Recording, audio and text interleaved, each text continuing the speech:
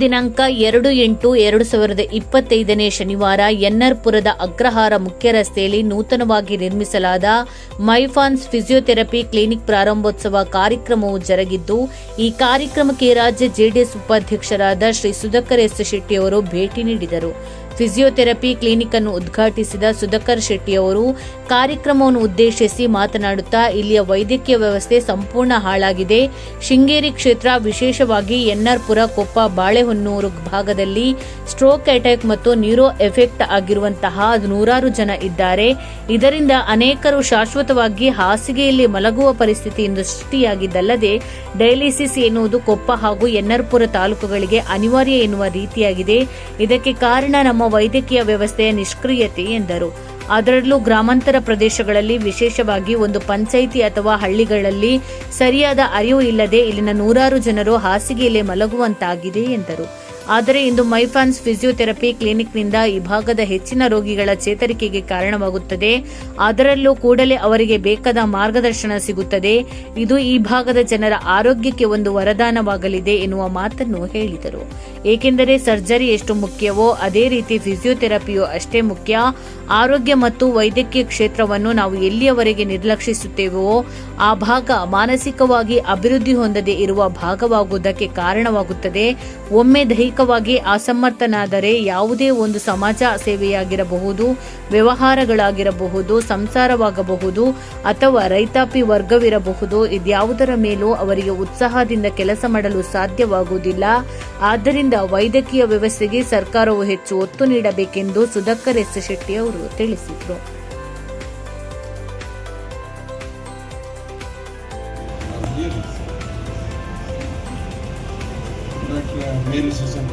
ಹಾಗೆ ಈ ಒಂದು ಮೈಫಾಲ್ ಕ್ಲಿನಿಕ್ನ ನಿರ್ದೇಶಕರು ಆದಂಥ ನಿಖಿಲ್ ರವರೇ, ವರ್ಗೀಶ್ ಅವರೇ, ಜಯಣ್ಣ ಅವರೇ, ಶಿವದಾಸ್ ಅವರೇ, ಮತ್ತೆ ಎಲ್ಲದಕ್ಕಿಂತ ಮುಖ್ಯ ಬರ್ತಾ ಇದ್ದಾರಪ್ಪ ನಮ್ಮ ಈ ಭಾಗದ ನಡೆದಾಡುವ ಆನೆ ಅಂಟೋಣಿ ಸರ್. ಕಾಡಲ್ಲೊಂಥರ ಆನೆ ಊರಲ್ಲಿ ಒಬ್ರು ಜೋರಿದ್ದಾರೆ ಅಂತ ಅಂಟೋಣಿ ನನ್ನ ಹಿರಿಯರು ಸ್ನೇಹಿತರು ಆದಂಥ ಅಂಟೋಣಿ ಅವರು, ಎಲ್ಲ ಸ್ನೇಹಿತರು. ಕೊಪ್ಪ, ಶೃಂಗೇರಿ, ಎನ್ಆರ್ಪುರ ಅಂತ ಹೇಳಿದಾಗ ಯಾವುದೇ ಹಳ್ಳಿಗೆ ಹೋದ್ರೇನು ಒಬ್ಬರು ಬೆಡ್ ರಿಟರ್ನ್ ಸಿಗ್ತಾರೆ, ಹಾಸಿಗೆಯಲ್ಲಿ ಇರೋರು ಸಿಗ್ತಾರೆ, ಒಬ್ಬರು ಎದ್ದೇಳಲಿಕ್ಕೆ ಆಗದೆ ಇದ್ದವ್ರು ಸಿಗ್ತಾರೆ, ಒಬ್ಬರಿಗೆ ವಾಟರ್ ಬೆಡ್ ಬೇಕಾದವ್ರು ಸಿಗ್ತಾರೆ. ಇಷ್ಟು ದೊಡ್ಡ ಸಮಸ್ಯೆ ಇರುವ ಜಾಗನ ನನ್ನ ಎಕ್ಸ್ಪೀರಿಯನ್ಸ್ ಅಲ್ಲೇ ಇಲ್ಲ ಅಂತ. ಇಲ್ಲಿ ಸಮಸ್ಯೆ ಆರೋಗ್ಯದ ದೃಷ್ಟಿಯಿಂದ ಬಹುದೊಡ್ಡ ಸಮಸ್ಯೆ ಇರೋದೇ ಇವತ್ತು ಅತಿ ಅವಶ್ಯಕತೆ ಇರುವಂತ ಫಿಸಿಯೋಥೆರಪಿ. ನಮಗೆ ಫಿಸಿಯೋಥೆರಪಿನ ಪ್ರಾಮುಖ್ಯತೆ ಗೊತ್ತೇ ಇರಲಿಲ್ಲ. ಆದರೆ ಮೆಡಿಕಲ್ ಟ್ರೀಟ್ಮೆಂಟ್ ಎಷ್ಟು ಇಂಪಾರ್ಟೆಂಟ್ ಇದೆಯೋ ಅದಕ್ಕಿಂತ 90% ಇದಕ್ಕೆ ಫಿಸಿಯೋಥೆರಪಿಗೆ ಇಂಪಾರ್ಟೆನ್ಸ್ ಇದೆ.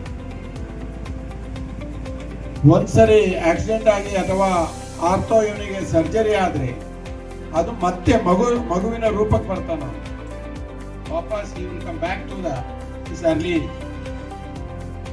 ಅವನಿಗೆ ನಡೆಯುವಂತ ರೀತಿಯಿಂದ ಹಿಡಿದು ಅಥವಾ ಯಾವ ರೀತಿ ಅದನ್ನ ಹೆಜ್ಜೆ ಇಡಬೇಕು ಅಂತ ಕಲಿಸುವಂತದ್ದೇ ಫಿಸಿಯೋಥೆರಪಿ.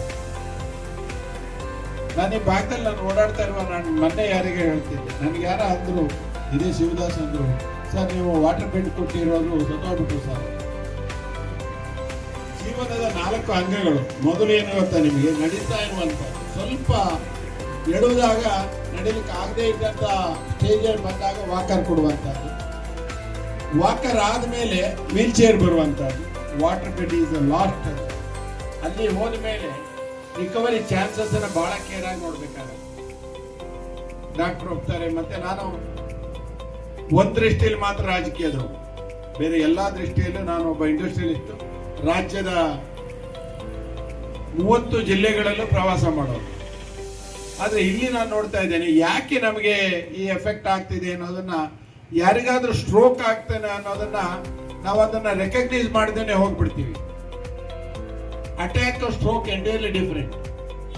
ಈಗ ಎಲ್ಲದಕ್ಕೂ ಸ್ಟೆಂಟ್ ಇದೆ, ಎಲ್ಲದಕ್ಕೂ ಸ್ಟೆಂಟ್ ಇದೆ. ನಾವು ಮೊದಲು ಅನಿಸ್ತಿತ್ತು ನಿಮಗೆ ಈ ಭಾಗದಲ್ಲಿ ಕೇಳಿದ್ರೆ ಸ್ಟೆಂಟ್ ಹಾಕುವಂಥದ್ದು ಕಾರ್ಡಿಯಾಕ್ ಅಂತ ಮಾತ್ರ ಇದೀವಿ. ಈಗ ನ್ಯೂರೋಲ್ ಸಹಿತ ಸ್ಟೆಂಟ್ ಇಡೀ ದೇಹಕ್ಕಾಗ್ತದೆ. ಆ ಸಮಯದಲ್ಲಿ ಬಹಳ ಇಂಪಾರ್ಟೆಂಟ್ ನಮ್ಗೆ ಎಲ್ಲಿ ಬೇಕಾಗುತ್ತೆ, ನಮಗೆ ಒಳ್ಳೆ ಗೈಡೆನ್ಸ್ ಇಲ್ಲದೆ ಇದ್ರೆ ಅವನು ಸ್ಟ್ರೋಕ್ ಆಗಿ ನೀವು ಸರ್ಜರಿ ಮಾಡಿ ಅದು ಏನೇ ಮಾಡಿದ್ರು ಮತ್ತೆ ಬೆಡ್ ರಿಟರ್ನ್ ಆಗ್ಬಿಡ್ತಾನೆ, ಮತ್ತೆ ಬೆಡ್ ರಿಟರ್ನ್ ಆಗ್ಬಿಡ್ತಾನೆ. ಈ ಅವೇರ್ನೆಸ್ ಇಲ್ಲದೆ ಯಾರಿಗಾದ್ರೂ ನಮಗೆ ಸ್ಟ್ರೋಕ್ ಆಯ್ತು ಅಂತ ಗೊತ್ತಾದ ಕೂಡಲೇ ನಾವು ಭಯ ಬಿದ್ದು ಬಿಡ್ತೀವಿ, ಅಥವಾ ಹೋಗಿ ನಾಟಿಗೆ ಹೋಗ್ತೀವಿ, ಯಾರೋ ಗೊತ್ತಿದ್ದವನ ಕೈಕಾಲು ಎತ್ಸ್ಕೊಳ್ಳಿಕ್ಕೆ ಹೋಗ್ತೀವಿ. ವಿತಿನ್ 3 hours ಮ್ಯಾಕ್ಸಿಮಮ್ ಅಂದ್ರೆ 3 hours ಒಳಗೆ ನೀವು ಹೋದ್ರೆ ನೀವು ಮತ್ತೆ ಮೊದಲಿನ ಸ್ಟೇಜಿಗೆ ಬರ್ಬೋದು. ವಿತಿನ್ 6 hours ಅಂತ ಇದ್ರೆ ನಿಮಗೆ 90% ರಿಕವರಿ ಆಗ್ಬೋದು. ಅದಾದ್ಮೇಲೆ ಪ್ರತಿ ನಿಮಿಷನೂ ನಿಮ್ಮ ರಿಕವರಿ ಇದನ್ನ ಕಮ್ಮಿ ಆಗ್ತಾನೆ ಬರುತ್ತೆ, ಎಷ್ಟೇ ದೊಡ್ಡವರಾಗಿದೆ. ಈಗ ಯಾರಿಗೆ ನಾನು ಯಾವಾಗ್ಲಾದ್ರೂ ನಾನು ಮಾತನಾಡ್ತಾ ಹೇಳಿದೆ, ನಮ್ದು ಯಾರಿಗೆ ಯಾರ್ದು ಹೇಳಲಿಕ್ಕೆ ಸಾಧ್ಯ ಇಲ್ಲ. ಮಾತಾಡ್ತಾ ಇರೋರಿಗೆ ಸ್ಟ್ರೋಕ್ ಆಗತ್ತೆ, ಡ್ಯಾನ್ಸ್ ಮಾಡ್ತಿರುವಾಗ ಹಾರ್ಟ್ ಅಟ್ಯಾಕ್ ಆಗತ್ತೆ, ಅವನಿಗೆ ಮಾತಾಡ್ದ ಮಾಡಿದ ನರ್ವಸ್ ಹಾಗೆ ಅದನ್ನ ಸ್ಟ್ರೋಕ್ ಆಗ್ತದೆ, ಯಾರಿಗೆ ಗೊತ್ತೇ ಆಗಲ್ಲ. ನಾವು ಅದಕ್ಕೆ ಕೆಲವು ಸರಿ ನಮ್ಮ ಜೊತೆಲಿರೋರಿಗೆ ಹೇಳ್ತೀನಿ, ಏನಾದ್ರೂ ಯಾಕಂದ್ರೆ ಆದ್ರೆ ಇಮಿಡಿಯೇಟ್ ಈ ತರಕ್ಕೆ ನೀವು ಹೋಗ್ಬೇಕಾಗತ್ತೆ ಅಂತ. ಕುಮಾರಣ್ಣರಿಗೆ ಸ್ಟ್ರೋಕ್ ಆಯ್ತು, 2 ಸರಿ ಆಯ್ತು. 2 ಸರಿನ ರಿಕವರ್ ಆಗ್ಲಿಕ್ಕೆ ಕಾರಣ ಅವ್ರ ಅಸಿಸ್ಟೆಂಟ್ಗಳು. ವಿತಿನ್ 3 hours ಅವ್ರು ಹಾಸ್ಪಿಟ್ಲಿಗೆ ಅಟೆಂಡ್ ಆಗ್ತಾರೆ, ಹಾಸ್ಪಿಟ್ಲಲ್ಲಿ ಇಮಿಡಿಯೇಟ್ ಟ್ರೀಟ್ಮೆಂಟ್ ಸ್ಟಾರ್ಟ್ ಆಗುತ್ತೆ. ಹಿಂದಿನ ತರ ಅದು 2 ಲಕ್ಷ 3 ಲಕ್ಷದೇನು ಇಲ್ಲ ಮೆಡಿಸಿನ್. ನಾವು ಅದನ್ನ ಬೇಕಾದಷ್ಟು ಬೆಟ್ಟದಾಕಾರ ಮಾಡಿಟ್ಟಿದ್ದೀವಿ ಅಂತ. ಆ ಎಲ್ಲ ಆದಾಗ ನಮಗೆ ಮೊದಲಿಗೆ ಬೇಕಾಗಿರುವಂತಹದ್ದು ಹಾಸ್ಪಿಟಲೈಸ್ ಆದಾಗ ಅಥವಾ ಹಾಸ್ಪಿಟಲಿಂದ ಹೋಗ್ಬೇಕಾದ್ರೆ ಮೊದಲು ನಮಗೆ ಬೇಕಾಗಿರೋದು ಫಿಸಿಯೋಥೆರಪಿ. ಫಿಸಿಯೋ ಅನ್ನುವಂಥದ್ದು ನಿಮಗೆ ಯಾವ ರೀತಿ ಇದ್ರೂ ರಿಕವರಿ ಮಾಡಿ ಮತ್ತೆ ಮನುಷ್ಯನ ತರ ಮಾಡಿ ಕೊಟ್ಬಿಡ್ತಾರೆ ಸರ್. ನಮಗೆ ಕಾಣ್ಲಿಕ್ಕೆ ಅದು ಏನು ಇಲ್ಲ. ಫಿಸಿಯೋಥೆರಪಿ ಏನು ಅವನಿಗೆ ಕೈಕಾಲು ಆಡಿಸ್ಲಿಕ್ಕೆ ಅವನಿಗೆ ಕಲಿಸುವಂತದ್ದು ಅಂತ ಅಲ್ಲ.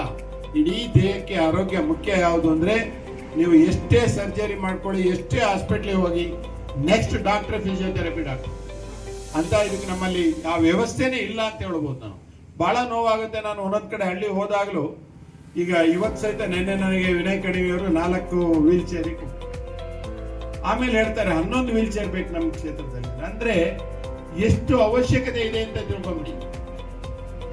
ನಾವು ರಾಜಕಾರಣ ಮಾತ್ರ ನೋಡ್ಕೆ ಮಾಡಬಾರ್ದು, ಅದು ಬಿಟ್ಟು ಈ ಕ್ಷೇತ್ರ ವೈದ್ಯಕೀಯ ಶಿಕ್ಷಣ ಕ್ಷೇತ್ರದಲ್ಲಿ ಎಲ್ಲಿವರೆಗೆ ನಾವು ಸರಿಯಾದ ರೀತಿಯ ವ್ಯವಸ್ಥೆ ಇರೋದಿಲ್ವಾ ಅಲ್ಲಿವರೆಗೆ ನಮ್ಮ ಬಡತನ ಯಾವುದರಿಂದ ಆರೋಗ್ಯ ಬಡತನ ಬಂದ್ಬಿಡುತ್ತೆ. ಅದು ಸರಿಯಾಗಬೇಕಾದ್ರೆ ವೈದ್ಯಕೀಯ ಕ್ಷೇತ್ರ ಪ್ರಬಲವಾಗಬೇಕು.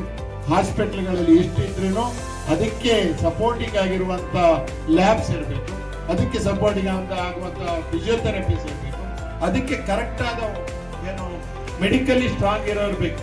ನಮ್ಮಲ್ಲಿ ಹೆಚ್ಚಿನವ್ರು ನಾನು ಡಿಪೆಂಡೆನ್ಸ್ ಅಂದ್ರೆ ನಮ್ಮವರು ಅವ್ರ ತಾತನೂ ಆಯುರ್ವೇದಿಕ್ ಮಾಡ್ತಿದ್ರು, ಅವ್ರ ತಾತನೂ ಔಷಧಿ ಕೊಡ್ತಿದ್ರು, ಇದೆಲ್ಲ ಮಾಡ್ತಿದ್ರು. ಬಟ್ ಅದು ಒಂದು ನಂಬಿಕೆ ಮತ್ತು ಆ ಒಂದು ಮೊದಲನೇ ಏನು ಅದಕ್ಕೆ ಕ್ರೆಡೆನ್ಸಿಯಲ್ಸ್ ಏನಿರುತ್ತೆ ಬರ್ತಾ ಬರ್ತಾ ಡೈಲ್ಯೂಟ್ ಆಗಿ ಹೋಗ್ತಾ ಇರುತ್ತೆ. 3rd ಜನರೇಷನ್ ಆಗಿಲ್ಲ. ಇಲ್ಲಿ 3rd ಜನರೇಷನ್ ಸ್ಟ್ರಾಂಗ್ ಆಗುತ್ತೆ, ಯಾಕಂದ್ರೆ ಮೆಡಿಕಲಿ ಸ್ಟ್ರಾಂಗ್ ಆಗ್ತಾರೆ. ಯಾಕೆ 3rd ಜನರೇಷನ್ ಮೆಡಿಕಲ್ ಸ್ಟ್ರಾಂಗ್ ಆಗ್ತಾರೆ ಅಂದ್ರೆ, ಮೊದಲು ನಿಮ್ಗೆ ಒಬ್ಬರೇ ಇದ್ರು, ಫಿಸಿಷಿಯನ್ ಇದ್ರು.